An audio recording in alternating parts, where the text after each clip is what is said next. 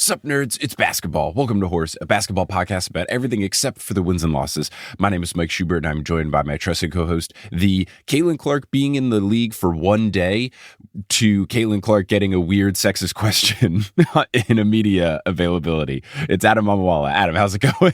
Man, the guy apologized afterwards, but I feel like the apology kind of made it worse because he made it about him in a weird way. It was just, none of it was good. Yeah, it was one of those things because I was intrigued by the whole situation. So if you missed it, I genuinely think he was awkward more than he was trying to intentionally be sexist. It doesn't excuse it, but I don't think it was overtly I'm trying to make a statement that is sexist, but he really fumbled the question horrifically. Yeah. So basically, Caitlin Clark was doing, I think, just a general hello, I'm on the Indiana Fever now press conference after getting drafted number 1 overall in the WNBA draft. And the guy says, hey, we can insert the audio. I feel like maybe that's tough. better. Yeah, we'll insert the audio. Okay, Very cool. Start doing You like that? I like that you're here. I like that you're here. I do that at my family after every game, so Okay, it's well, very cool. start doing it to me and we'll get along just fine. So yeah, even doing the hand heart thing and not even asking a question is weird. And then being oh, you keep doing that to me and we'll get along just fine. I don't think he's exactly trying to go that route, but there's not a good interpretation. There's no oh, I see what he was going for. The most generous interpretation of that is well, as long as you continue to have a friendly relationship with the media, we'll have a friendly relationship with you. But that is giving him a lot of leeway that I probably don't think is deserved. The whole thing was very odd. I don't think it's deserved because I looked at his apology tweet because I was oh, he apologized. And it wasn't great. He was oh, in my typical oafish way. He tried to make it this thing where he was well, I'm just so awkward, guys. My bad. And then all the replies are you do shit like this all the time. It was a lot of people being it's not a one-off thing. You're an embarrassment to journalism. Right. I mean, it seemed like the best case scenario for him was people being yes, it's true. It seems you are an asshole to men and women. So congrats on being equal opportunity. Yeah, I think ultimately, even in the most generous of reads, he's making the situation about him, which is just bad journalism. And then to do the next level of doing it to a woman athlete is you got to recognize it.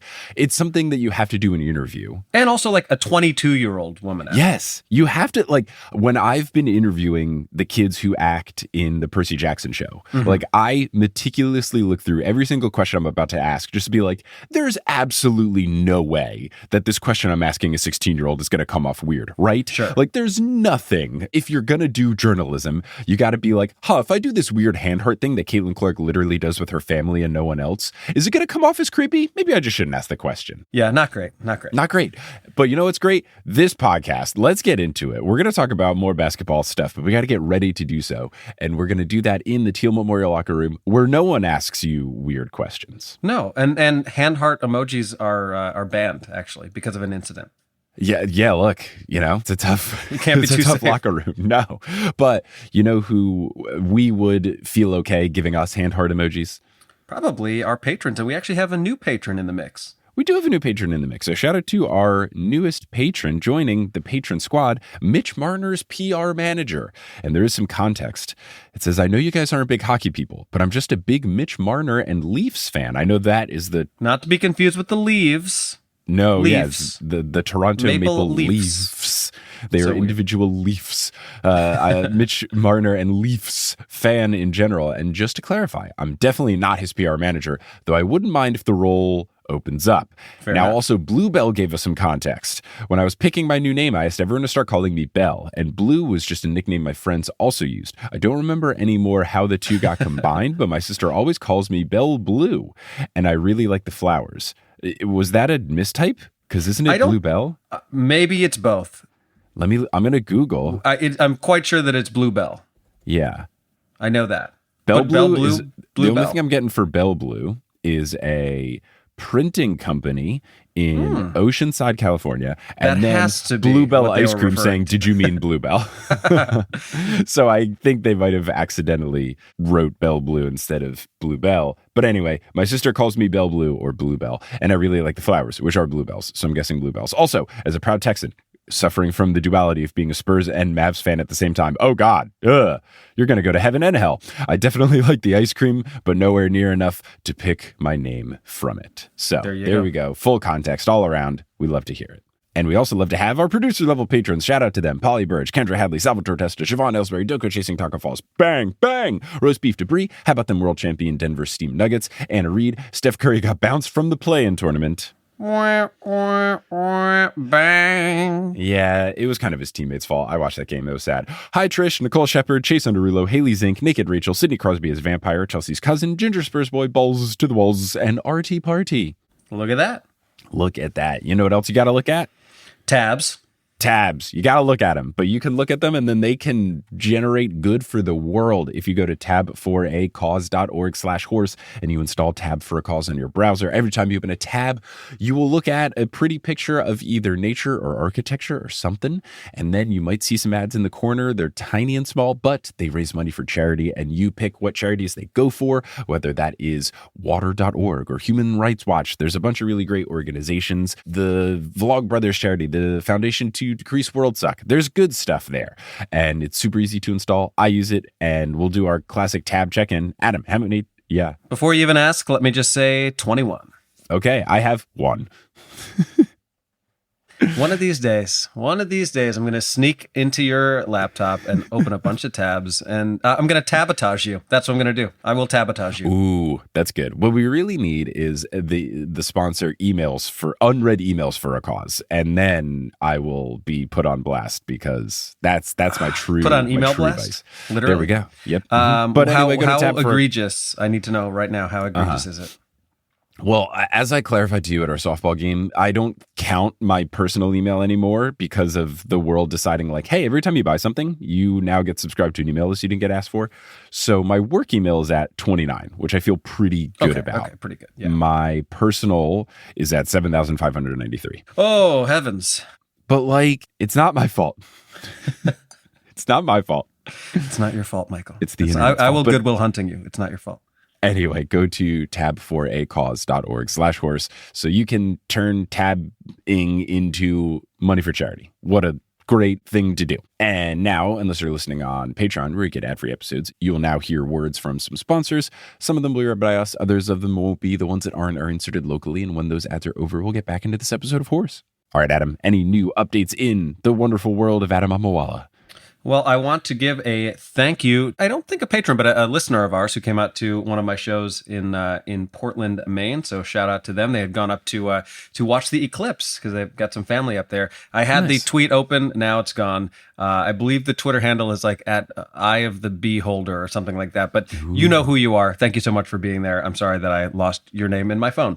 But thank you to everybody who came out to the Northeast shows. The big things that I have coming up are that Texas run that is at the end of May and into early June. That is going to be May 30th, which is a Thursday, at the Creek in the Cave in Austin, Texas. May 31st at Comedy Space Houston, which is at Secret Group in Houston, Texas, on Friday the 31st. On June 1st, there's going to be kind of like a suburbs Houston show in a city called Richmond, Texas, that you probably have heard of, but I've heard of Richmond, yeah. So there's going to be a couple shows there at Star Cinema Grill. On Sunday, I'm going to be at Blind Tiger Comedy Club. That's in San Antonio, Texas. Saturday, June 8th, Fairfield Comedy Club in Fairfield, Connecticut.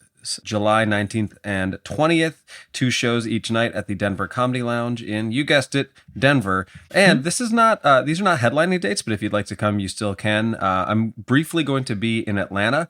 So if you're in Atlanta and you want to come out to a show on Saturday, May 4th, which obviously is coming up sooner, I will be on the 5 o'clock and 8 o'clock shows at the Laughing Skull Lounge, which is a great little club down on Peachtree in Midtown. And I'm also going to be closing out a show at a place called the Atlanta Utility Works, which is also at 8 o'clock. I'll probably be up closer to like 9-ish. So that's what I got for now. What about you? I've got some shows coming up where tickets are live for the Newest Olympians. So I'm going to be in Seattle, July 3rd. I will be at LeakyCon in Portland, Oregon from July 5th through 7th. July 8th, I'll be in Vancouver, British Columbia. And then August 24th, I'll be in Nashville. And August 25th, I'll be in Atlanta. Those are all going to be the Newest Olympian shows because I've performed Potterless in the past there. So just big fun T&O times. And you can get tickets at thenewestolympian.com/live. There you go. Alrighty. Now let's do an NB Q&A. Do we have an NB Q&A? We do. We have a couple. So let's start with the first one. First one is from our old pal, Christine Rodriguez. Subject says WNBA fantasy draft. It says, yo, Chelsea's cousin here. Found myself with a huge hole in my heart after NBA fantasy finished. That left me with no other option than to start a WNBA fantasy league in which Chelsea has a team. Yay. Question, who would be your top 5 picks to draft? So we're going to pause it there. We're going to circle back to that. And then we also have a question from Hadley, who says, hi, Horse Boys. As a longtime fan and listener of the podcast, shout out to Kendra Hadley for making me feel like a patron every week. Just waiting to graduate and get that engineer money. Nice. I have recently been loving the attention on the WNBA. I just watched the WNBA draft. It was such a special draft class, and I'm so excited to see what these players continue to do to change the game. As a resident of Indiana, I am particularly excited for Caitlin Clark to be joining the Indiana Fever. My question is, how do you think this draft class will shake up the WNBA, and what matchup are you most looking forward to? Looking into some games this summer, particularly the Sky Fever game, to see Angel Reese and Caitlin play each other again, but wondering if there are other exciting matchups to look out for. So we got a lot of WNBA questions. This I should clarify, it is not just NB Q&A, it is also WNB Q&A. Anything basketball Q&A. It can just be B Q&A, I think is probably the best way to put it. But let's frame it this way. How does this recent draft class, and we're going to talk about this in further detail in some coming episodes, who of this draft class sticks out to you as like a fantasy threat? I think Caitlin Clark is the obvious person. And then what matchups are you looking forward to coming into this upcoming season, given some of the, existing players who are on different teams, some of the new people who have been drafted? What are you pumped about? Yeah, I mean, I think when you look at the draft and who's going to have the most impact, you would have to look at the teams where the youth is for sure going to get a lot of playing time. So the key thing with fantasy is that it's about players being good, not necessarily the team being good. So you can look at some of the teams that weren't as good, but have the good players. Like, obviously, that's going to be Caitlin Clark. The Fever are one of the worst teams. They've had the number 1 pick in back-to-back years. But then also Cameron Brink, who went number 2, she was drafted by the Sparks, and the Sparks are kind of in full-on rebuild mode. So she might get a lot of playing time. And then I think the Chicago Sky, because they got both Camila Cardoso at number 3, and then they also got Angel Reese at 7.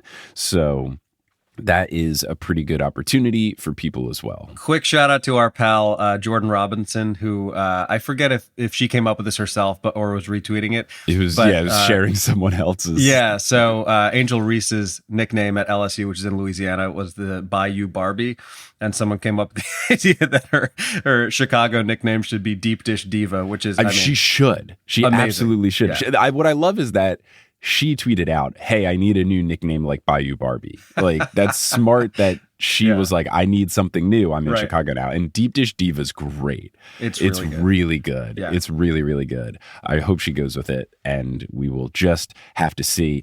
But yeah, I think that you just kind of want to, if you're looking fantasy specifically, look at the teams who were bad last year and had high draft picks this year. And those are the people who are usually going to get a lot of playing time and thus have statistical impact. So I also think, because Diana Taurasi is still playing, right?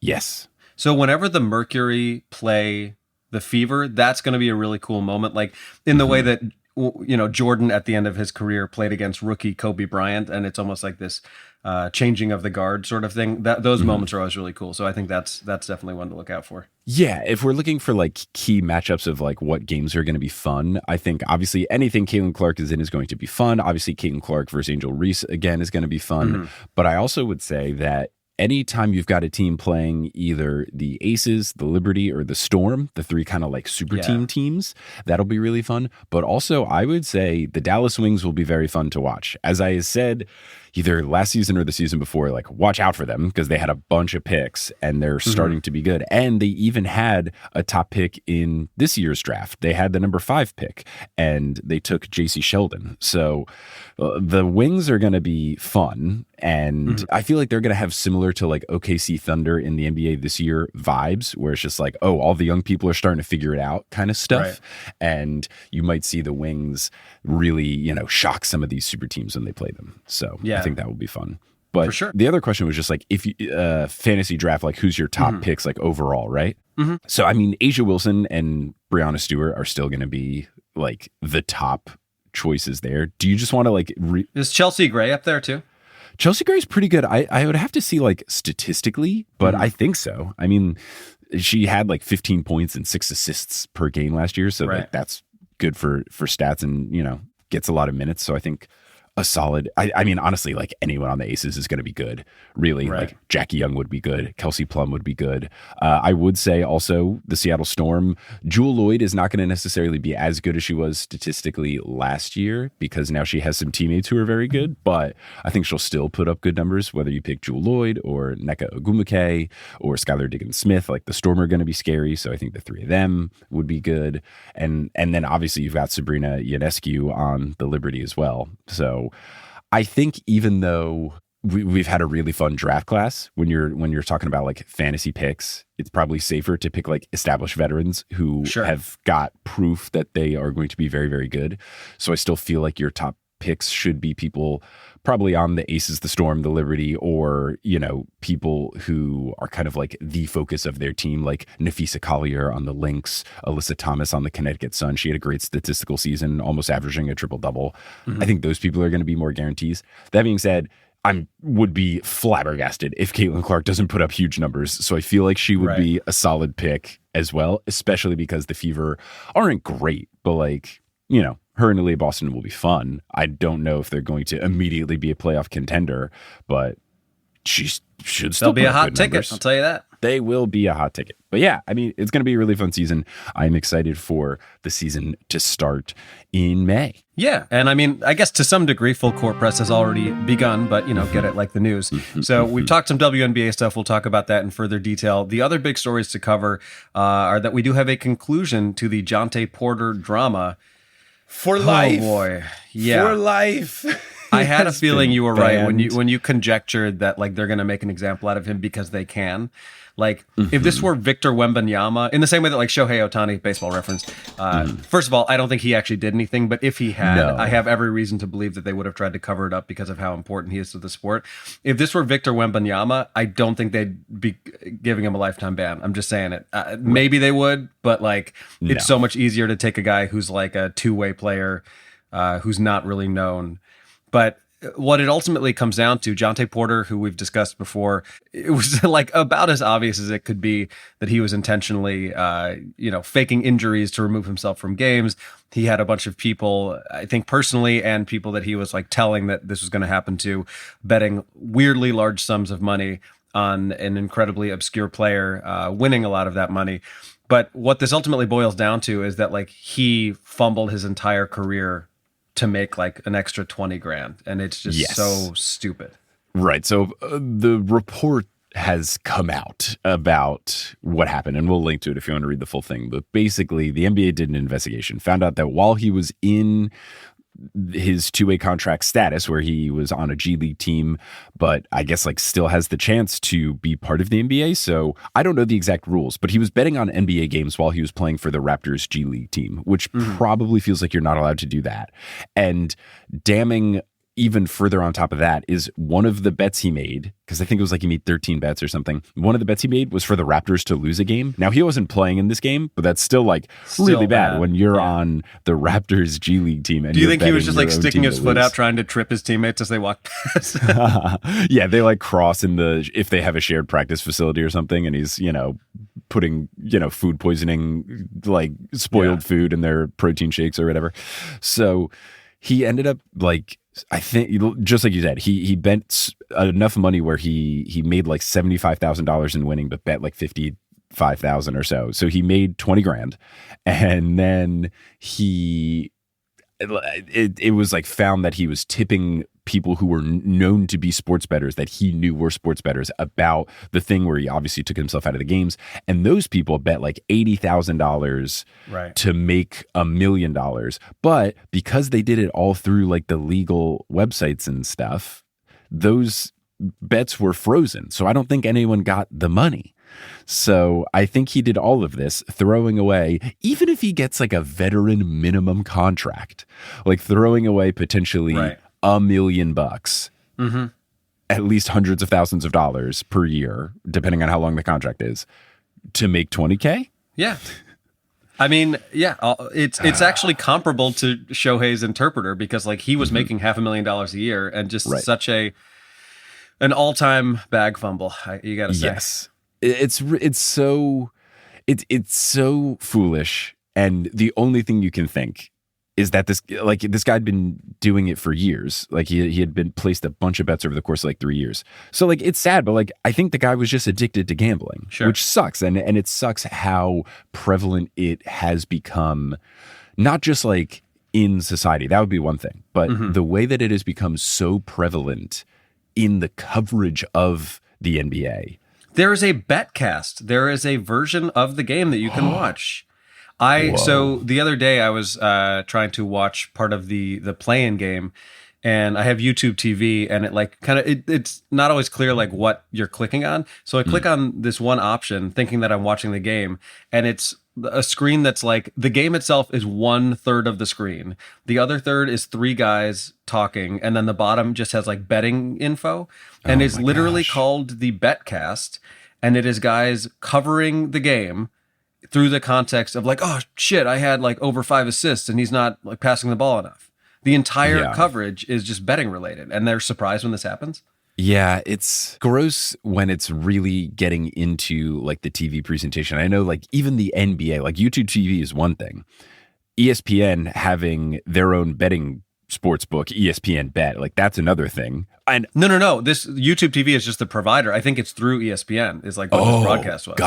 Gosh. Yeah. Well, but like the NBA itself was even considering that being one of the stream options on League Pass was something where betting information would show up. And I think they got enough negative flack that I don't know that they're going to do it. But it's just gross when the sports broadcasters are like, so what do you think about the Sixers and Knicks Eastern Conference Finals? And you're like, oh yeah, I think it's good. Well, I think also Joel Embiid should probably hit the unders on his offensive rebounds though because of Mitchell Robinson. Like it's so gross how seamlessly it flows in, and it's sad that this happened to Jontay Porter. I think ultimately he will be fine. His brother is Michael Porter Jr., who is on a max contract. Yeah, I'm sure he can play in Europe or something like that. Like, but still, he's gonna be fine. It's this combination of like sad and stupid, and it's just such a foolish thing he did. But at the same time, like if the guy's addicted to gambling, he needs help, and that sucks. And what also really does suck is that the NBA is not going to do anything. Like they're not going to do anything.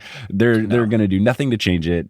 Just like we were saying, they're going to make an example out of him, ban him for life. That's and also, it. They're going to act like it's a one-off thing and not a huge like systemic problem. This is not going to be the last time this happens. I guarantee you. No, when there's this much money involved, it's going to happen again. Right, and all this is to say, Jontay Porter should have done this just one time. He should have just done it one time. All he should have done is when he was coming back from injury, tell these people, hey, this is my first game back from injury. I'll leave after 5 seconds, and then bet the unders, and then ride off into the sunset. Even then, I think it still would have drawn attention because when many people are betting on such an obscure you got to Ocean's 11 it. You get a bunch of people to make small bets instead of one people betting $80,000. Sure. But unfortunately, he Ocean's 13'd it, which is to say that he just kept doing it too much and it wasn't enjoyable anymore for anyone exactly. involved. So, yay, Jontay Porter. Banned for life. We do have a fantastic interview coming up, so we're going to do this fairly quickly here, but we are recording this on Thursday morning, April 18th. So basically, we know the entire playoff bracket except for the 8th seeds on both sides. So to give a quick recap, in the play-in games, the Lakers defeated the Pelicans. That was kind of an odd scenario where they actually played each other in the same arena on the last day of the season. Lakers ended up winning. Zion Williamson had like the game of his life, and then of course got hurt because he always does. He's not going to be playing on Friday. So the Lakers are in. They play in a rematch against the Nuggets, which is going to be real spicy. In the other play-in game, the Sacramento Kings avenged their loss against the Warriors last year. They beat the shit out of the Warriors, frankly. And so they are... They are now playing against the Pelicans to get into the playoffs. I have a feeling that the Kings are going to win, given that Zion isn't even playing, but who knows? The Pelicans have home court advantage. On the Eastern side of things, my beloved Chicago Bulls honestly played great. They played Chicago Bulls, baby, really well. But also it featured the most Bulls thing possible, which is Andre Drummond injuring his teammate Alex Caruso by just running into him. Not even like on a screen, just running down the court, steps on his foot. The report is that Caruso has like a pretty significant ankle injury, probably is not going to be available for the play-in game tomorrow or the first round if they get there, which like the only real chance that the Bulls have against the Celtics if they get there is to just annoy the shit out of them. And Alex Caruso is the most annoying person on the Bulls. And if he doesn't play, what's the point? Also, in the first play-in game, the Heat against the 76ers, Jimmy Butler suffered an injury in the first quarter that looked really, really bad initially. He somehow played through it. He didn't play particularly well. The thought is that he is going to be out at least several weeks with like an MCL injury, which is a knee ligament. Sixers ended up ultimately winning that game. So the Sixers are in. They play your beloved Knicks, which is another really spicy first-round matchup. And then the Bulls play against the Heat in Miami, but the Heat are down Jimmy Butler. At this point, knowing that Jimmy Butler's not playing, I will be very upset if the Bulls don't win that game. They'll probably get swept by the Celtics, but you have a golden opportunity here to at least get into the playoffs. Do we want to do a really quick, 3-minute just rundown of the matchups and any like super quick thoughts about them? Sure. Let's really quickly pull up the NBA playoffs schedule.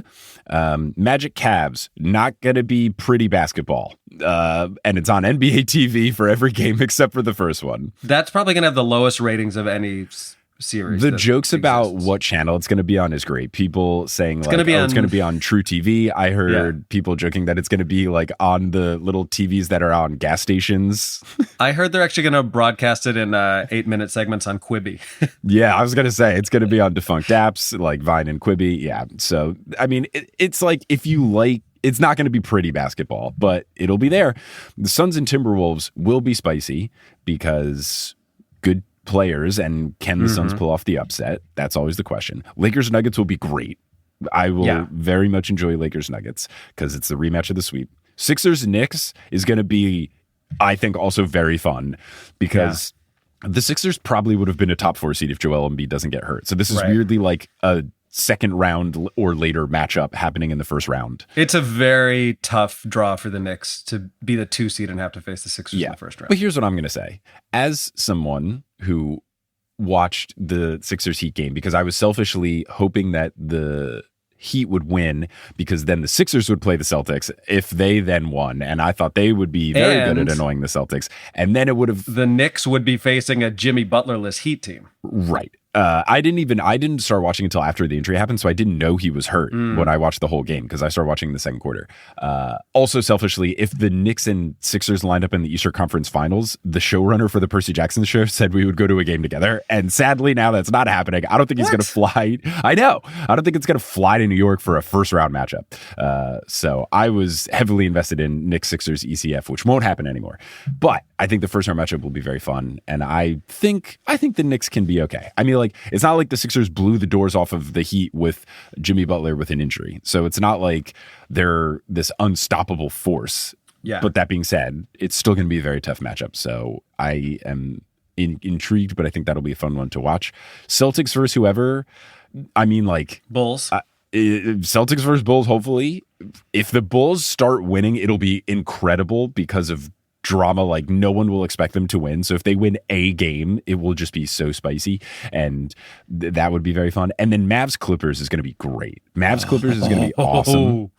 So many good first round matchups. Oh my god, because they've played each other like 3 times in the past like 4 years or whatever, so that will be really fun. Injuries depending, because I know Kawhi's trying to like get over an injury.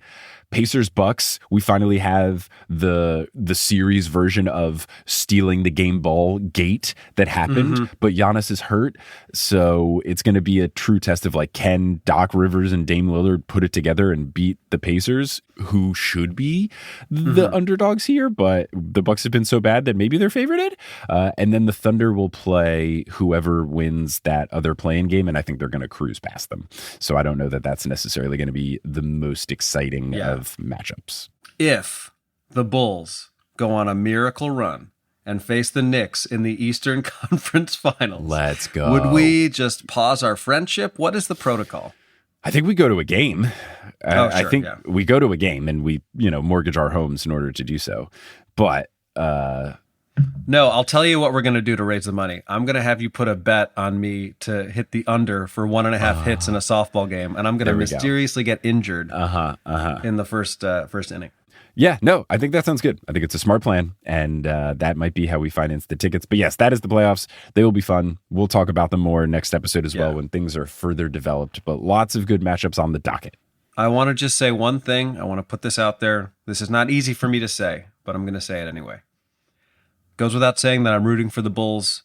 As far as they go, maybe that ends tomorrow. Maybe it ends in, a couple weeks or a month. Who knows?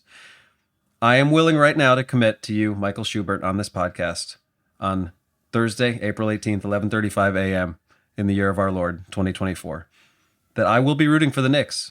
Let's go. I will be rooting for the Knicks other than the Bulls. I find them to be very likable. I love the Jalen Brunson story, just his whole, the fact that people were like, oh, what a waste of money. And now it's become clear that it's maybe the best use of money of any free agent signing the past 10 years. Yep. I really enjoy the Knicks. I've got a soft spot for Tibbs always. So yeah, I'm with you. I'm rooting for you guys. And give me like a Knicks. I'm trying to think of what would be the most fun matchup. I don't know. I guess Knicks Nuggets would be pretty wild, but I don't like the Knicks' chances if that happens. Knicks Nuggets would be incredible, and that's what I would assume would happen. But honestly, I'll take anything where the Knicks are in the finals. I'll take anything where the Knicks are in the Eastern Conference Finals. With the Julius Randle injury, this season kind of just feels like a whatever happens is cool sort of playoff run. But it's not we're still good even without Randall. So it's one of those the chances are low, but it's not impossible. But if we don't win it, I'm not going to be crushed. But I don't look. I'm just willing to see how far we can go, and I'm excited to watch them.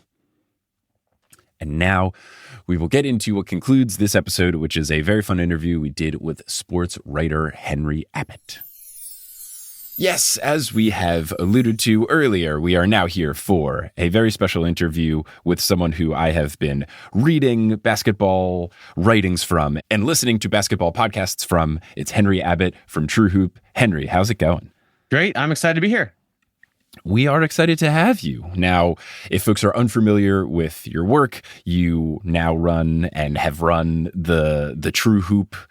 I don't know. Do you have an official term of it? Because I feel like there's so many, tendrils of it. Yeah, there we go. You run the True Hoop Enterprise, which has Substack and all sorts of other wonderful things you can consume. But I would love to take it before any of that, just from the earliest days, before you got into covering basketball in all the different ways that you did. Did you play growing up? What is your True Hoop origin story? Yes, I So when I was in 7th grade, I lived in Oregon with an English family, which means they didn't know anything about basketball at all. But I got a Walkman. I don't know. You guys are probably too young, but it was a big deal. I had a Walkman. I've just aged well. We had Walkman. I had to walk with it to make sure I didn't jostle it too much until I got the one that had the shock absorbent, whatever. It was whoa, you can rotate it while you're moving. Yeah. So the earliest ones were cassette. Obviously, it sounds like you're talking about a CD, right? Yeah, I'm young enough where I had only CDs. And I'm old enough where I did have the Walkman with the cassette. Yeah. So did you have the yellow one, the Sony Sport one? Do you know what I'm talking about? I remember it being a black or a dark gray sort of vibe. I did not have the yellow one, but now I'm jealous. Now I'm jealous of you, 25 years ago. You should be. Yeah, it was amazing. It was not just the best thing I owned, but it was the best thing I could imagine owning. It was the whole idea of a Walkman was new. The idea that you would listen to your own music was had not existed much on planet Earth. You would do it at home with your stereo, which only a super dork would do, right? But now, I could be just not listening to my parents and I'm listening to Led Zeppelin, right? So cool. But I went to a school with a lot of homework, and I was supposed to be doing homework and getting good grades. And but I learned that you could listen to the radio while you looked like you were doing homework. And I listened to the Blazers, and and I could hear Bill Schonely call what was then a very mediocre Portland Trail Blazers team. My first favorite player was Steve Coulter, who didn't stick too long. But then during the years I was pretending to do my homework, like they actually kind of rose from, I don't know, we could look it up, like a 30-ish win team to like eventually the NBA finals. And it was so fun to go on this little journey of like shit working out. You know, it was like, and it was personal. Like later my friends were into it, but at that time it was like no one cared about the Blazers. It was just a middling team. And so at the same time that was going on, and this is going to make me look really cool, like I would go, probably like a lot of kids, and I would just shoot around in the driveway. My dad was nice enough to like at some point put a hoop there, but it was gravel, and it was like the big rocks. It wasn't like the little fine ones that you can kind of pretend are. It was like very bumpy, and the ball would go everywhere. So I developed like a weird skill set of like I can dribble pretty well on gravel, and it was also kind of sloped. So any long shot was incredibly difficult, but that just became like a little bit of like, you know, like what I would do after school sometimes. And there's a lot more nuances to this. Oh, at one point my dad was like, oh, my son's enough into basketball that I'm going to take him to a game. And he knew someone who got some tickets to a Blazer game. And we lived like kind of far away. And he had very busy work and was always late to everything. And so, of course, we're late to this game. We're listening on the radio. And it's like literally the whole first quarter is like rolling by as we're not there yet. And my anxiety level is like incredibly high because it's like gonna be the greatest day of my life. And we're going to like maybe miss it. And we're screaming through and we get to like, you know, near where the stadium is. And my dad like pulls up and he's like, here we are. And I'm like, no, man, that's the soccer stadium. Oh my God. We got to go like an inside place. Like this is an indoor sport. Wait, he's like, they're not playing on gravel? I don't understand this sport. Yeah. Maybe it's my fault. Yeah. Yeah. But yeah, that's kind of how it started. Yeah. That's awesome. And then as far as the fandom then into actually writing and covering the sport, I guess what is your now, not the true hoop story, but now the true hoop story? So then I went to NYU and I thought I was going to study maybe like anthropology, or I was a little unfocused. I mean, I was a good student, but I didn't have a clear view of like my thing. And I did a semester abroad, I guess, and then end of sophomore year, second half of sophomore year, I was overseas. And that's when they forced you to declare a major. And I was in Nepal, and so I didn't declare a major. And then when they came back, they were like, hey, like someone called me and they're like, you know, you're behind. You have to tell us your major like right now. And I was like, well, can I have like an hour? And they were like, maybe. And I was like, come on, like, let me have an hour. Right. So like I took an hour and I had to like pick. And during which I called one of my best friends from high school. I'm not sure why, but he was a forest firefighter. And I was just like, you know, Matt, I got to decide my major in like an hour. And he's like, well, it seems like you have a lot of like kind of connections and insights into journalism. Why don't you just say that? And it's like, great idea. So I just declared journalism. And then I worked in journalism. I worked at CBS News and I did a bunch of stuff. And then I went to my little Oregon high school's reunion in New York City, which was like 5 people. One of whom was the managing editor of Slam magazine. Mm-hmm. And we bonded. I was such a basketball dork, but it never occurred to me you could work in basketball. That seemed like too easy and fun. And this life isn't like that. And you have to go work in like real news, right? And then a little while later, she called me and she was like, "Look, I know that you're like a real serious journalist, and like basketball is kind of slumming for you, but like, would you be willing to do like this one assignment for us, where you go ask Jason Williams of the Nets like 3 questions that we'll write for you, and we'll give you $100." And I was like, oh, I guess I could do that. Meanwhile, I'm like, I'm so excited to do this, right? And Jason Williams of the Nets is a complicated character, but the fact is he's like the most fun talker in the history of sports. And like, this was so long ago that one of the questions was, do you use email? Oh my God. That might have been my first question. And, no questions about firearms at that time for him, I don't think. It was all before that. Yeah. But then this has never happened since, like, you know, called the Nets and I'm like, you know, I'm doing this thing for this magazine, blah, blah, blah. And when I got there, they had 2 chairs arranged and like a quiet place. And like I sat down and then they brought Jason Williams to me. Like everything has been more difficult since this in my life. But and I'm like, hey, like, you know, do you use email? And he's like, oh, I love email. Every time I get in the hot tub, I tell my staff to print them all out and bring them to me. Oh, wow. Oh, yeah, baby. That's when I was like, I just want to do this. This is way more fun than my other work, you know? So pretty quickly I pivoted hard into, I wrote so many stories for Anna Gabby and her like they ended up getting hired away to run Hoop and Inside Stuff magazines. But I wrote so many stories that at one point they called me and asked if they could use a fake name for some of them, so it wouldn't look like one dude wrote the whole magazine. That's oh really wow, cool. you were the origin of the recent Sports Illustrated thing where they have all the fake reporters, just a AI word jumble. Look at you, you're the original fake reporter.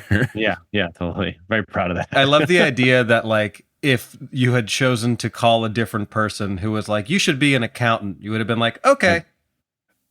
It's possibly true. Although maybe not that exact thing. Like asked my wife, man, I would be the worst at that particular job. I like to live in a world where no matter what it was, basketball would have found its way. It just would have been the basketball version of whatever career you chose. So if you did pick accounting, you would be, the finance guy for some team. And if you did happen to pick, you go pre-med, you're actually now one of the trainers on the team. Like, I think the destiny was calling you to basketball. It was just what niche, and journalism was the way that it found its way into the world we're in now. I was going to be a yes to the basketball phone call, like whatever that came from, for sure. You're definitely right. Yeah. And all due respect to anthropology majors, I think you made the right call. I'm a stand-up I'm a stand-up comedian, and I have a friend who majored in anthropology, and she has a joke about like, I majored in anthropology in college, which means that I was statistically more likely to work at an Anthropology clothing store than to work in the field of anthropology. It's a very specific field, so I think you've done fine. Like, who does work in anthropology? I'm like I think professors and anthropologists. It's very specific. So it's literally like a Ponzi scheme, right? Where the only thing you can sell it to is other people who, you know what I mean? Kind of, yeah. Like, there's no actual value. It's just creating more people who also don't get the value. Like, yeah, or pyramid scheme, I guess what I mean, not Ponzi scheme. Yeah. There we go. We've nailed it. So do you feel? I feel like some of the NBA journalists and reporters that I like now these days are folks with some of that more intense background training. What comes to mind for me is Zach Lowe, who started as like a criminal and law reporter, and now he's one of the best basketball people covering the sport now. Do you feel like your, I guess, more untraditional hoops training kind of helped inform the way you approach covering the NBA? Okay, so later I had much more boring jobs where I managed a giant team of like 60 people at ESPN, and like got to see a lot of like high volume of like who's arriving in this game. Actually, even more importantly, like we had this thing called the Troop Network, which was Zach Lowe was part of it, like where when blogs were new, it was like you could have a blog that was independently owned but affiliated with ESPN, and we would like promote it and get you traffic and get you credentials, and frankly, I would send you emails saying like, what were you thinking when you said this thing that could get us all sued, right? Like that kind of stuff. And people love those emails. But we would all meet together at the MIT Sloan Sports Analytics Conference, and that was a real open door to people to just jump into this profession. And so you kind of got to see how these narratives like play out and what works and what doesn't. And I do think you're right that there's a real like so it's different from the newspaper model, right? The newspaper model, everybody learns to write an AP voice, and there's kind of like a certain, like, it kind of makes everything kind of boring. It's like a deliberate detachment from the like emotion of the story, I feel like. Yeah. And I honestly think if you get the book that teaches you how to do that, it's called the AP Style Book and Libel Manual. The second part of the name is Don't Get Your Boss Sued, which is why they teach everybody to write like that. It's because they're like, we're not going to pay you much. We're going to send you out there. You're going to turn in a high volume of stuff. And if you stick to these rules, we don't have to read it before we publish it, right? Like, another low-paid editor will just crank it out, and it's like this factory where the bosses never get in big trouble, right? That's one goal, but like our goal was to make something that people really loved to consume, right? Which meant just kind of a wilder, bigger point of view, and it really helped to have some. Like I would be much more interested in a comedian than someone who went to journalism school, right? And just like, what's the take that might connect with a big audience here, right? We've totally seen this in like what works on YouTube and what works in podcasting and whatever. And you have to have a certain amount of professionalism, and you have to kind of be right enough. You have to be insightful, and but to really like connect, you also have to have a little bit of interesting and commanding perspective. And I do think in that it matters. It's super helpful to have some deep experience in some other field, you know? Yeah. I mean, and you can see even it allows for just like so many different voices, just depending on what people are looking for. You can have something that's more in the weeds. You can have something where like Shea Serrano had his whole thing where when he was writing for The Ringer, it was just like, oh, this just sounds like your funniest friend writing about basketball. And that was just, I remember reading those and being like, wait a second, you can do something that's a deep dive, but it's also funny at the same time. Like that's allowed. You know, I think having different diverse backgrounds allows for diverse writing, and that's more fun than something sounding like it is straight up coming from a guidebook of sorts. You don't want everything to sound exactly the same. Shay's an incredible example. When True Hoop was a newish blog on ESPN, like I was reading, I had the RSS feeds queued up and I read basically everything. Like True Hoop, I think honestly was like the 12th NBA blog that there was.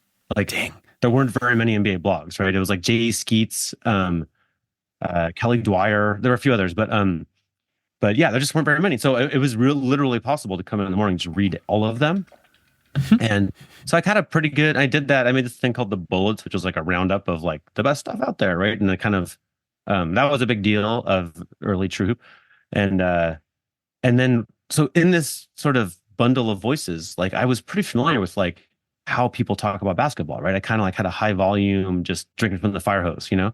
And then one day there was this blog called Introducing Liston, and it had no name of who wrote it. And it was like, other than like this fake name of Liston. And some guy just wrote about like the same topics everybody else was writing about, but it was just completely different. And so I'm pretty sure like the first or second like story ever on Introducing Liston, I emailed the guy, basically been like, what is this? Like, who are you? What's going on? Right? Like I couldn't even tell if it was fiction or not. You know what I mean? It was like, like maybe this was a writer pretending to be someone who had these pretend thoughts, or maybe it was someone using a fake name to tell their real thoughts. And I couldn't even tell, right? Yeah. And it was kind of about the San Antonio Spurs, and there were some Houston references, and like, and that was Shea. Like, he was then a full-time school teacher, and he was like, you know, just trying out this thing. And somehow the way the internet worked then, it was easy for me to encounter that, you know? And quickly we were like, let's make a video with Shea. And we just did so many, like everything we could do with Shea. Like, I didn't understand any of it. I could never teach someone how to be Shea Serrano. I just knew I liked it. You know, I was just like fucking Shea Serrano, man, like just push play and it's all fun. You know, like, yeah. That's such a great point too, though, about like there having been a time where you could consume all that there was to consume in terms of basketball journalism. And now, whether it's basketball or literally anything else in the world, it's just impossible. Like it's become so diluted that it's like almost hard to remember there being a time like that. Oh, it's mind blowing now. Yeah, it can't get 1%. Yeah.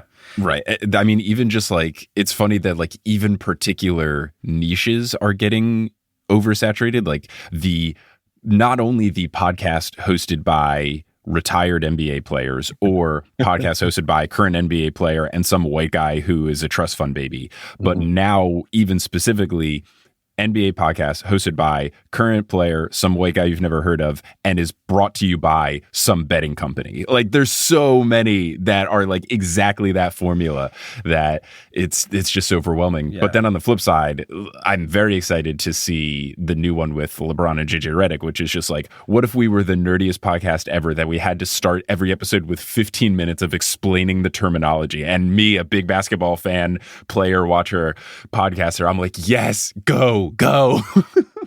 Anytime you're like, there used to be, do you know what Second Spectrum is? Has this come across? Yeah. Okay. Our listeners certainly don't. So I would say it was probably the dorkiest thing in the history of basketball for a while, but they put cameras in the ceiling of every NBA arena, and they could have like incredibly intense like data analysis of how everybody moved around the court. And it was like $100,000 a year for NBA teams to get like, you know, like, is our guy better driving left or right, or is he better driving left against taller defenders? And what happens at the rim? And like, you know, all this sort of stuff that coaches devoured. But they wanted to be a media company. And we met with them a bunch of times. We had some kind of arrangement with when I was ESPN and then separately. And they had a thing for a year where they would, for I think 2 years, maybe, the Clippers didn't have a local game broadcast with a partner because they were using Second Spectrum to like make a pilot of just like, what if we broadcast basketball in a completely different way? And they had like, I mean, these pilots were like, bless them. It was like there were all kinds of cool things. There were like little animations on the court. There were like heat zones. There were people talking. There were not people. It's talking. Like the Nickelodeon broadcast. Everyone's getting slimed out there. It was. And but at one point they had like these little videos, and we were making tons of digital videos at the same time and learning what works and what doesn't. And like, you just have to be incredibly plain spoken, right? Like everything has to be like, you can't get a big audience unless a regular person can enjoy it, right? And but they literally had like, I think for some reason I want to say that one of their, I'm not going to guess, but like one of their key terms they like to refer to a lot was like something like AQRI, right? It's like they literally have like a 2-minute video, and the first like minute and 15 was like, at Second Spectrum, we consider AQRI, like they just like define it. And I'm like people who were disinclined to watch are now literally like mad at you. Yeah. Right? They're just like, this is the most repellent video I've ever seen. People love feeling dumb when they watch things. It's one of their favorite things. Man. Now, what would you say? I mean, you've obviously worked in and around basketball for a good while now. What is like maybe your favorite or top couple favorite moments that you got to be at in person where you were like, I would not be here if not for my career, and this is the coolest thing ever? Yeah, no, there's so many. Like I went to my first NBA Finals, which was in 2000, Lakers Pacers. Wow. And I went to only the East games. So my first Finals game was in Indiana, and this was like Reggie Miller and Kobe Bryant and Shaquille O'Neal, and I got to the game for the first one, and like I lived in New York for a long time, and I'd been a journalist for a long time. I didn't really care about celebrities. I didn't really care about like talking to an NBA player was no longer like, it didn't like quicken my pulse or whatever. It was just kind of like, this is the job. But that day I did, like I walked up to I got there super early, and I walked up to the very, very tippy top back row, and you could just like see the whole empty arena where they're like there was always a lot of the activity where they're like, sweeping the floor and doing the dance routine and whatever. There's testing the music. But I just like, I had a little like, holy shit moment. I was like, this is the NBA Finals, which is kind of a big deal. Like it's just different from a Tuesday in March. It's the NBA Finals. Yeah. So that was kind of cool. I was there for, I know in real time, I was like, oh my God, this is a huge moment when Ray Allen hit that big 3 to like beat the Spurs. Oh, wow. That was like unreal. Gosh. Like they had the yellow tape out, and you've like, I don't know. So you were not among the thousands of fans who left the stadium early, is what you're saying? No, I just had work to do, man.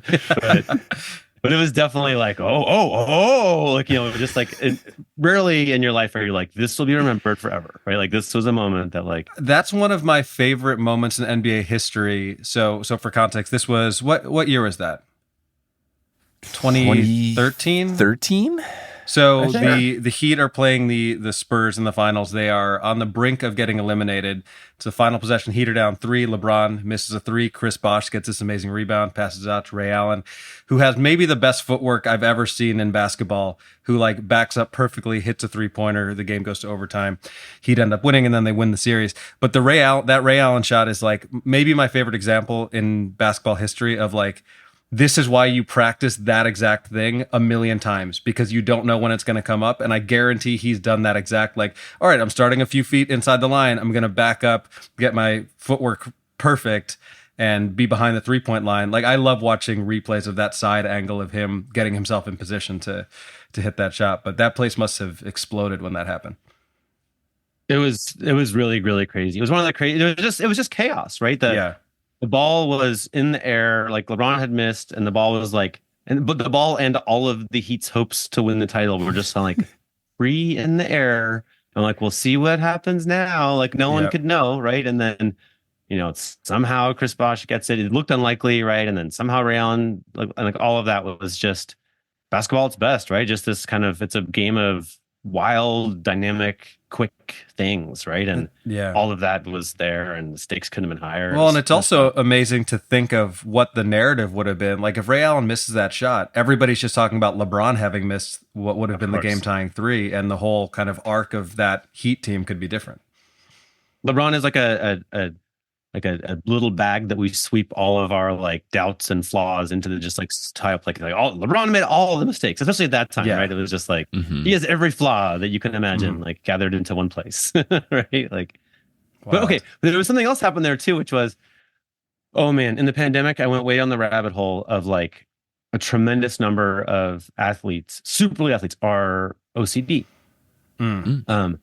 And like, we've all heard these stories of like baseball players who are superstitious, right? And like, but this is a little like a kid who won't step on a crack on the way to school or whatever, right? And like, if you go into all these books that I have on these shelves here, like, it's what's happening is like it's a little antisocial to be Ray Allen and to be they're like, 15-year-old Ray, dinner's ready, and he's like, "No, Mom, I have to practice lying down in the driveway and then popping up and catching a ball and stepping back and hitting this three," which is crazy. Like it's super antisocial and crazy, but also sometimes wins you the NBA championship, right? Like, so like that decision again and again and again makes you socially weird. And and there are a bunch of examples of Ray being like, there's this Paul Pierce quote where he's like, we won the championship because of like this and that, but not because of all that weird shit Ray kept saying, because Ray would be like, Paul, you can't change your seat on the airplane. And Paul's like, I fucking can. Like, it's no big deal, but, and LeBron has a bunch of, LeBron's like, he's super kooky with like, where his towel is and which wristband he's wearing. He does certain little touching his wrist in a certain routine stuff. Like, well, Michael Jordan famously wearing his UNC shorts under his basketball uniform, or LeBron doing his ritual of the chalk and throwing it up, which has now become kind of a spectacle. But like, I assume that that's part of a routine. But yeah, I would say that to become a professional athlete of anything, you do inherently have to be kind of obsessive about it, because otherwise you won't get there. So I agree, except that I would add the wrinkle that like, so these are the people who didn't party a lot, right? Like they went to bed early, right? So then they got up early and then they practiced, right? So you have to get to those practices, right? You have to do, let's make it up, 300 practices a year. But when you have this particular mental condition, which is like in some athletes and not others, right? You're like, no, you have to do 365, right? And like, that's not necessary, right? That last part's crazy, right? And lovable crazy, we're all crazy, right? JJ Redick, I talked to him openly about this. Like, he's basically like, listen, I'm supposed to take like, these 2 weeks off a year from my body. I'm supposed to rest my soft tissues. Like, he's like, and I sneak out all the time. I just can't do it. Like, he's supposed to be with his children, right? His wife is like, where have you been? And he's like, I gotta go to the gym again. Cause like, he has a little bit of a disease, right? And like, like there's probably, I think that if you're in that category, you would be a little better if you backed off a little. But this is how you got here, is you just always work, Well, and it speaks to why so many professional athletes really struggle in those years after they're done playing, because they're like, I don't know who I am anymore without this. Or they're still training for nothing. Like they can't stop themselves.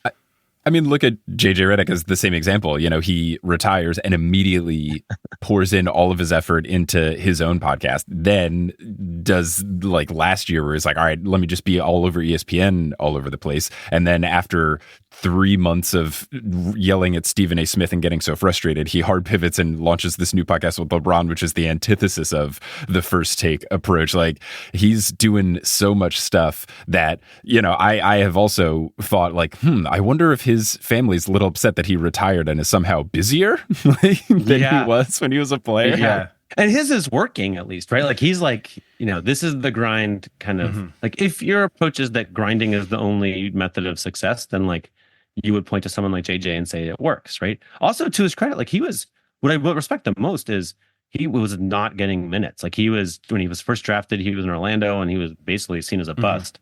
And he and mostly because his defensive numbers were pretty bad, and he figured it out.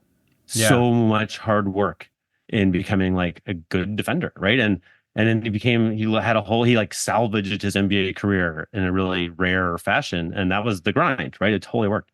But at the same time, like, thinking exactly the same, I have a friend who's like a great guy and really, really smart and thinks similarly, but he spent a lot of the pandemic writing 500,000 words of a project that like we don't know where we're going with that. Mm. Right? Maybe it'll turn into something great, but like both examples have a little bit of a lack of like looking left, looking right, and being like, Mhm. hey, are we good with this? Everybody enjoying this? Right? Like Ray Allen as a teenager is kind of antisocial, right? And like, I think that when we're applying these lessons from sports to our lives, like we probably benefit from a lot more like looking around, right? And like a lot less just head down, because like it can get a little crazy, it can get a little, you can go a long way alone if you're not looking right and left, right? Like, does that make sense?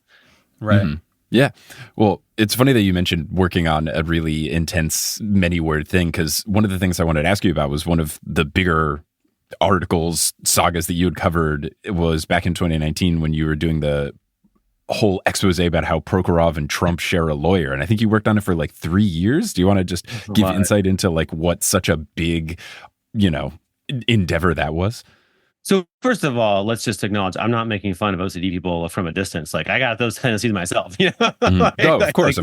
As exemplified exactly by this project. So I think what really happened was like I covered the NBA for a long time. I've been pretty much full time covering the NBA since the early 2000s, maybe even late 90s.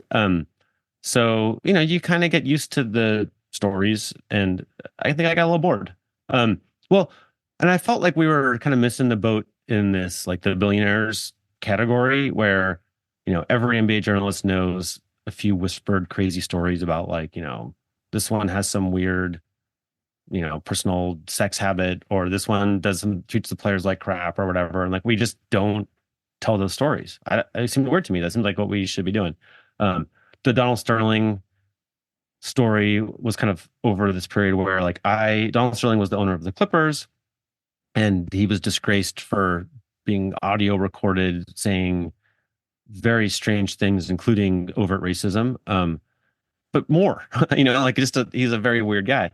And but I had been like, I actually got invited at one point to go to a party at Donald Sterling's house, and didn't go. But I know tons of journalists, like a who's who of NBA. So you're not on the Sterling list? Oh God. I'm sorry. Like one of his star players, Blake Griffin, later wrote a little article about what it was like to go to those parties. And like one of the things that happens is you get to the front door and they hand you a woman. Oh, and that's your woman for the that's night. a party favor. Okay, that's a normal thing to do. But like Blake wrote about it in whatever year that was, at some point. But like I could name 50, I don't know, at least 20 people who've been to a decade of those parties and never. Wow. This was always like kept secret, right? So I just felt like, man, we're doing a bad job here, right? Like there's some very creepy stuff happening in and around the NBA, and we need to do a better job of talking about it. And so I kind of wanted to pick a project to go first. And Prokhorov was like legitimately an oligarch who had been accused by the French government of sex trafficking, right? And I was like, well, that seems like something we should probably explore a little more, like. So can I ask you real quick? I don't want to derail you, but do you think the reason that people were afraid of going after these people is like either for fear of retribution or for fear of like access to those teams being cut off? Like, what do you think is the reason that journalistically people were like, maybe we'll stay away? That's the $1 million question, right? Or $1 billion question, perhaps. It's the $1 billion question. Yeah. I think it's 99% B. It's the by and large. The things that NBA players say in public are of no value whatsoever to your journalism career. You need them to talk to you privately and aside. Sure. And so there's a little map of like, these are the people you need to butter up, right? And that's the career. Like this is what Adrian Wojnarowski, this is what like the big names in basketball journalism. All those, 100%. They are like, hey, power broker, how can we make an arrangement so that you don't feel like you will have no worry I will ever do journalism on you, right? Like, and in those terms, right? Like, they could ruin people's careers and have, but like, mostly they're like, just let's make sure that I don't never have to do that. Just keep giving me the good stuff, right? Gotcha. So, how you get access is tricky, and it used to be a lot less transactional. It used to be like people would say to me like, oh, like I think you're a good guy, so like, let me tell you what's going on. I think you're trying to tell the truth. But like that isn't really a valid mechanism right now because it's become much more transactional. But yeah, that's why. Billionaires are fantastic sources for journalists, right? Mm-hmm. Like they don't give a crap. They can't get fired. Like they can say anything to anyone at any time. I actually know of a case where a journalist, like, this is such a sad little story, but like, a journalist published in a story a line about that team's billionaire being instrumental in some really successful trade, when in fact the journalist knew he had no role whatsoever, but he wanted to take that story to the billionaire and say, "This is what I can do for you." Like, That's gross. Yeah. Wow. That's happening right now. Like those are the I'm people sure. who dominate NBA media right now. Like that's what's happening. And there's other versions. Yeah, of it. no, and it's all sport. It's all sports media. It's all media.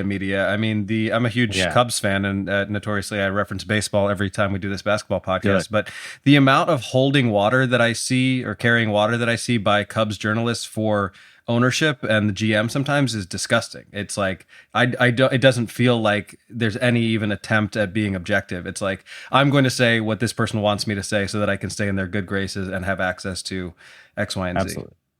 And then watch what happens. They're gonna, like, the day that the Cubs fire their manager or trade away their star, or those same journalists will write the article that's like, we always knew it wasn't going to work because. And then they'll empty their file of like, these are the fatal flaws of this person I've been buttering up for 10 years. Yeah. It's like, you guys, I managed those people. I'm like, where the fuck was this? Right. When we could use this information. Right. Like, amazing. So all that to say, now the guy's gone. Yeah. Mikhail Prokhorov, talk us through it. Yeah.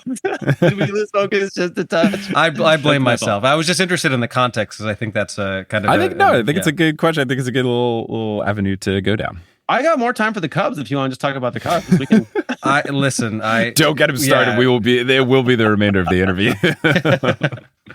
Wait, can I just do one little Cubs thing? Yes, Sure, do it. please. But do you know about this wine?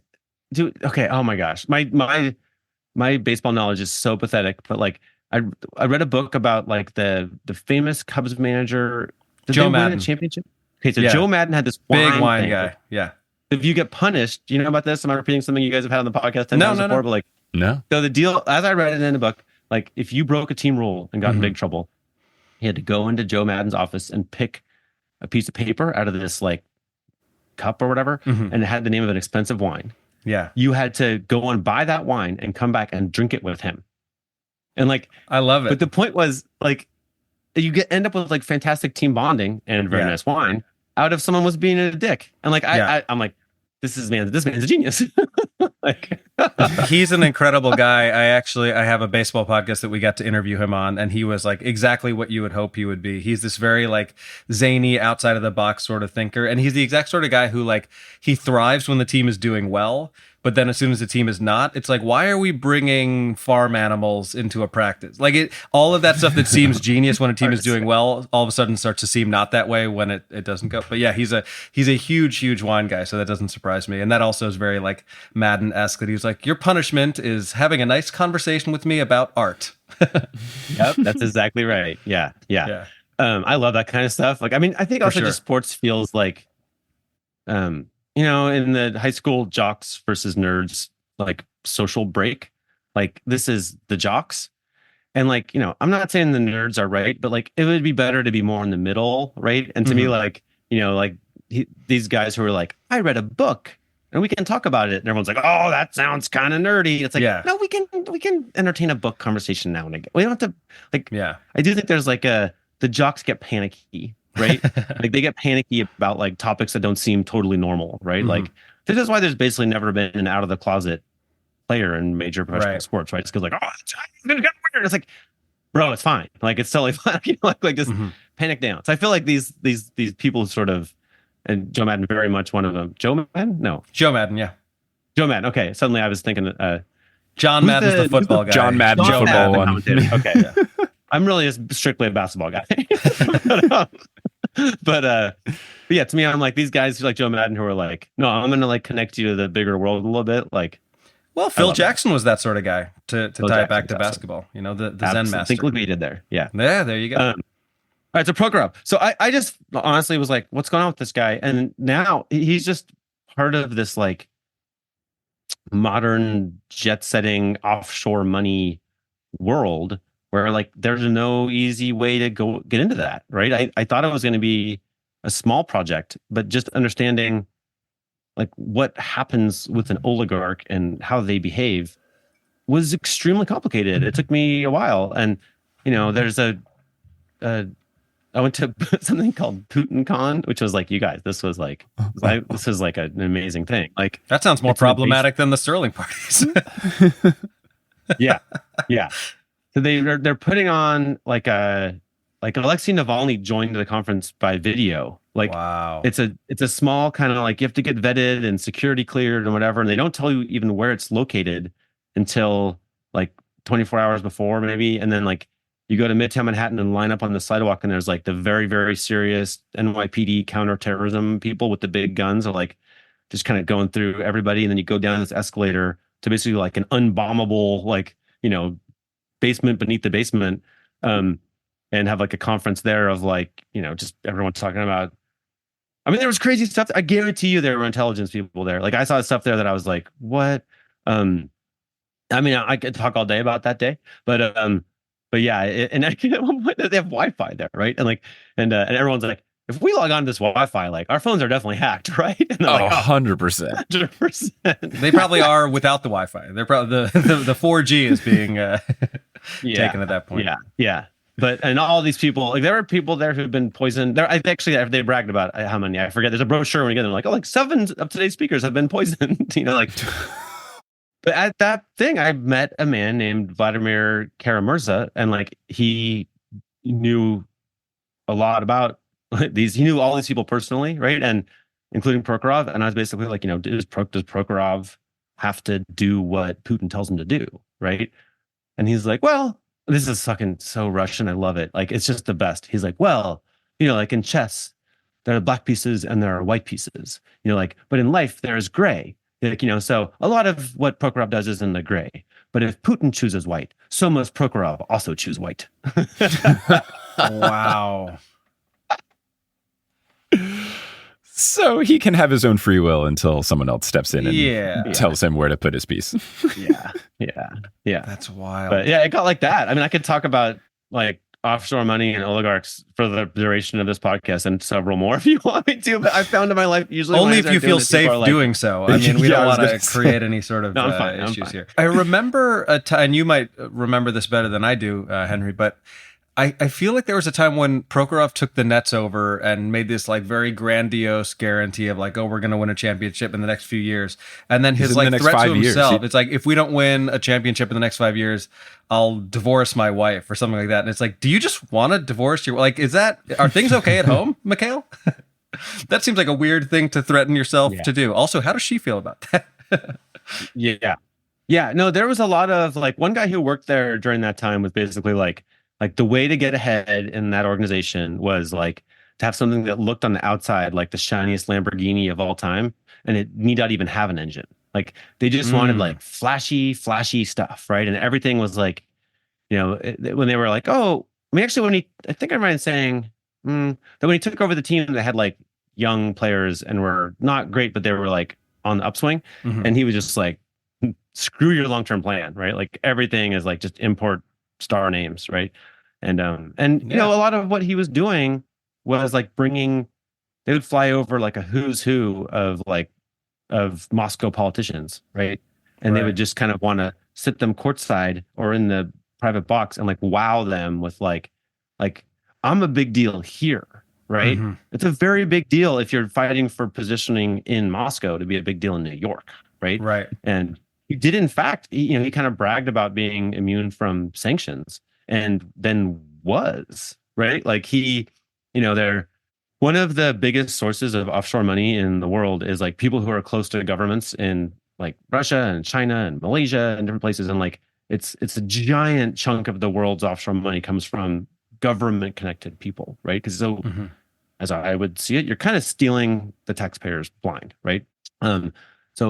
As people explained it to me, and there's this amazing book, Putin's People by Catherine Belton. This is like there's tons of resources. This is like the tippity top one. And so, Putin and his cronies who run Russia want to move money wherever they want on the globe so they can buy nice things, right? So the one who's sanctioned is not that valuable, right? Buying a super flashy NBA team is an incredible way to sort of keep yourself viable and useful to Putin, because you're a guy who's politically costly to sanction in the US, right? And so he never got sanctioned. Like, he was still able to move billions around. And I honestly, I don't know what he's up to right now. I think maybe he fell out of favor, but for a while, like, it looked like maybe that was the point, right? So having this slow jam NBA team that gets slightly better year by year is not as useful as like, we got Kevin Garnett, you know? Yeah, and he famously really made some pretty debilitating moves, or had his GM do that, to get guys like, so what was it, Garnett and Pierce and Joe Johnson, all these guys, but they traded like every draft pick for the next 10 years and then didn't win the championship. I don't even think they got to the conference finals. No, I think they won the first round and then lost. And as a Knicks fan, I was delighted. Yeah, they also lost to the Bulls. And they lost to the Bulls in a 7-game series where Joakim Noah just took over. There was like the Bulls without Derrick Rose still beat that team. I do think, Henry, at some point, it would be a lot of commitment and probably some money. I would love for you to go on a podcast, tell this story, and then also have hired like 4 dudes dressed in all black to come and just grab you and take you away in the middle of the story. It would be a good bit. I think it would be pretty funny. Just hilarious. Yeah. No, I appreciate that. I appreciate that. I just don't want to put that out there. You know? Sure. But wait, okay, here's a great little Knicks Nets thing from the era that, like, for me, I just love this so much, but like nobody probably really cares, but like I'll care. You guys will appreciate this. Like, so yeah, I'll just look up Cub stats while you guys are talking. I respect it. Okay, so maybe you remember that, like, one of the famous things Prokhorov did was he had a mural, a giant mural across from Madison Square Garden with Jay-Z. Prokhorov. Building a better future, or whatever it was called. Okay. Yeah. So what happened there was, before the draft lottery that year, they were just sure, based on nothing other than, you know, thinking like a boss, that they were going to win the lottery and get John Wall, who was the number 1 pick that year. And so that Wall, to book that Wall, you have to book it months in advance. And so they booked it because it was going to be the John Wall. Oh, dang it. I respect how good of a bit that is. I know. And they were just going to cover it with like we have John Wall and you're stupid Knicks fans and you're missing out, right? But then they didn't win the lottery. I forget what pick they got. And so now they had booked this Wall and they were like, we got to put something there. And somebody was just like, I'll just put like Jay-Z and Prokhorov. Like, that's cool. Like, we'll do that. That makes me so happy, because I hate that stupid thing, because it was always so dorky of like, I can't believe you nerds like bought the Wall outside of MSG. There's this like big skyscraper that's just like, I mean, how tall right is there, like, and blank. Well, we got our research team on it, aka me going to Wikipedia. Yeah. That's that year. This was the 2010 NBA draft. John Wall was picked first overall by the Wizards, of course. The Nets, their John Wall turned into a Derek Favors Wall. So, oof. There you go.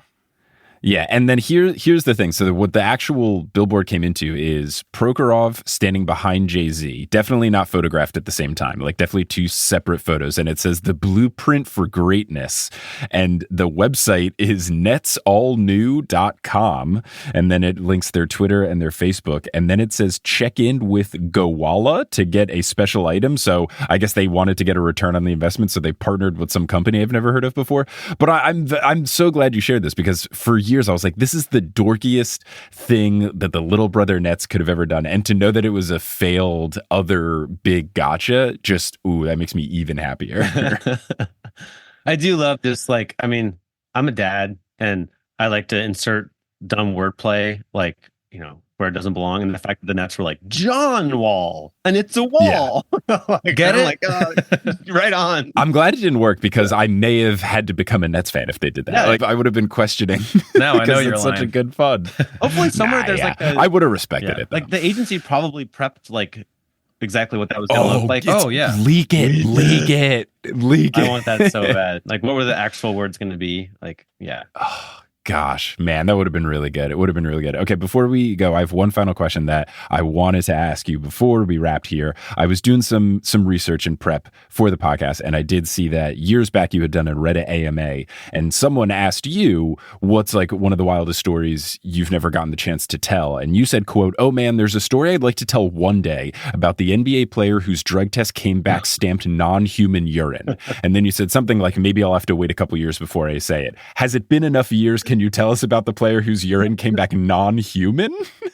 I can definitely tell you a story without naming the player. Like, amazing. He was a great guy and he like trusted me with this thing. Like, but the drug testing in the NBA is like not as professional and scientific as you would like it to be. And like, you're supposed to be surprised by the test, right? So that you can't prepare for it.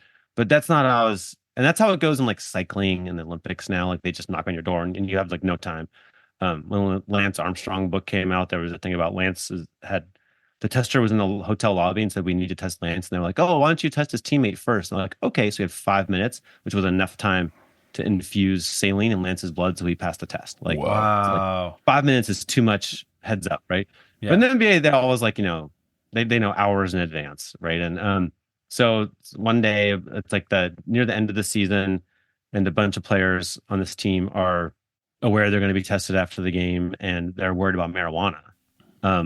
And so somebody has a Whizzinator, which is a device that you can put any liquid you want into, and then it kind of like sits on your belly, and then it holds that liquid, and then it looks like when you're peeing, you're actually like squeezing this like IV bag, basically. Okay. And if you go to whizzinator.com/horse, you can actually get 20% off. Our presenting sponsor. And actually now I've done a more reporting and research than I probably should on like this kind of stuff. But like by and large, if you're in a serious testing environment now, like the tester will lay eyes on the actual process, so the Whizzinator would be defeated in any good testing system now. But it'd be a good team name though, the Washington Whizzinators. Oh, that'd be good. My guy used his dog's urine. That's great. Because his dog had not been smoking pot. I need to know, was the dog in the locker room? Like, was the dog on the bench waiting to go in some sort of Airbud scenario? Like, where was the dog if they only had a couple hours? No, they had it's a great question. There was some kind of thinking ahead, like they were ready. They were staying ready. In case this ever happens, I've got a tiny jar. Yeah. This is one of my Joe Madden wines, but no one drink, eau de piss. Oh, we're not going to top that. Yeah, we should probably in there. Oh my gosh. Wow. That's great. Incredible. Well, I think no better place to end this interview than the dog piss scandal.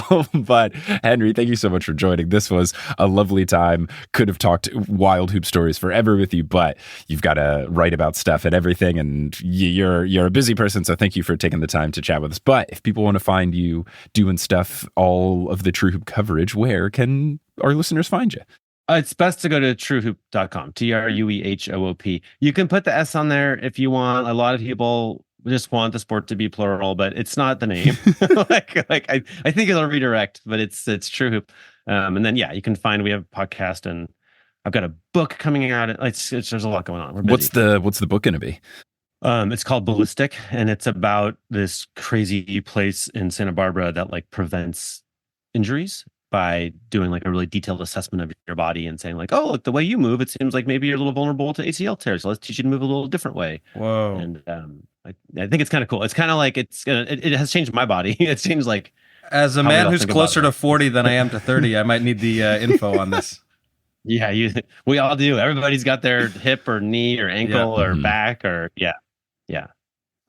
Very it's cool. going to come out. It's honestly, I shouldn't even be promoting it now because it's going to be a year. Okay. So it's out or thereabouts. But my part is mostly done. So I feel like, woo-hoo! Nice. I'm excited. Yeah. Well, look, if someone's listening to this a year from now, it's 2025. If they're listening, maybe they can head on over to their local bookstore and learn about how to make their foot not hurt as much.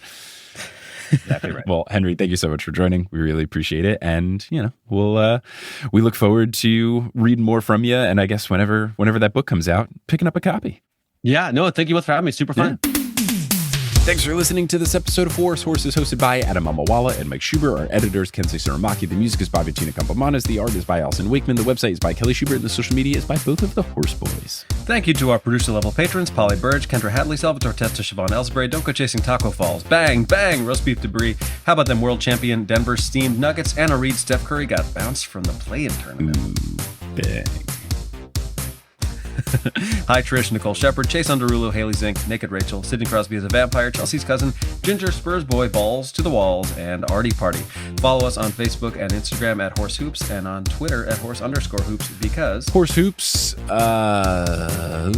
is actually run by that guy who asked that weird question of Caitlin Clark. Oh no. I know. Ban him. Banned for life. For life. Straight to jail. For life. Like the Fred Armisen gif. Straight to jail. You can go to our website, horsehoops.com, for links to many of the things we talked about today, including the full Jontay Porter article and highlights from some of the play-in games. The full Jontay Porter article, written by Shams Charania, who does work for FanDuel.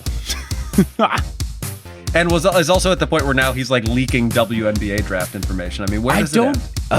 Good. It makes me so angry. It's so angry. And, yeah, it's not fun. Gross. Anyway, if you want to support the Horse Boys, you can go to patreon.com/horsehoops. You can get a whole bunch of cool stuff on that Patreon. You can also go to horsehoops.com/merch and get Stuff Nerds shirts and digital items.